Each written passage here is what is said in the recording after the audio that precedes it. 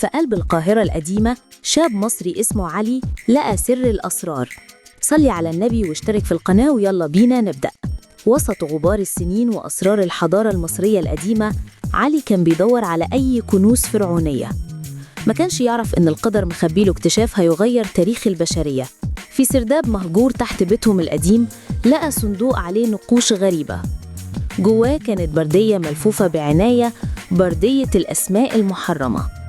البردية دي ما كانتش مجرد ورق قديم، دي كانت بوابة لعالم تاني.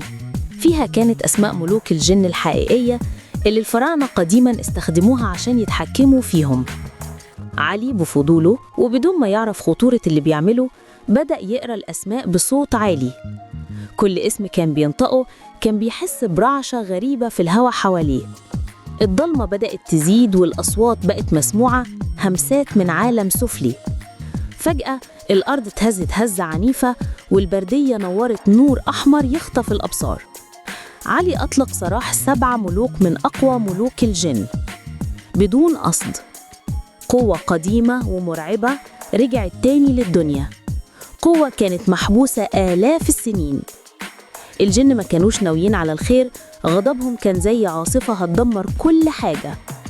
القاهرة تحولت لساحة معركة بين عالمنا وعالمهم المظلم. علي فهم إنه لازم يصلح غلطته، لازم يلاقي طريقة يرجعهم لمحبسهم. بدأ رحلة البحث عن طريقة الفراعنة القديمة للسيطرة على الجن مرة تانية. كان لازم يواجه مخاوفه ويخوض مغامرة أخطر من الخيال.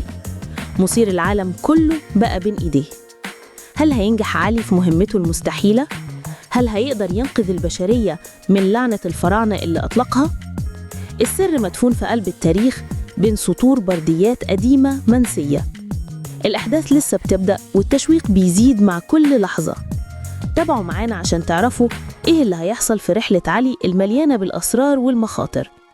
مغامرة بتجمع بين سحر الحضارة المصرية القديمة وقوة الجن المرعبة.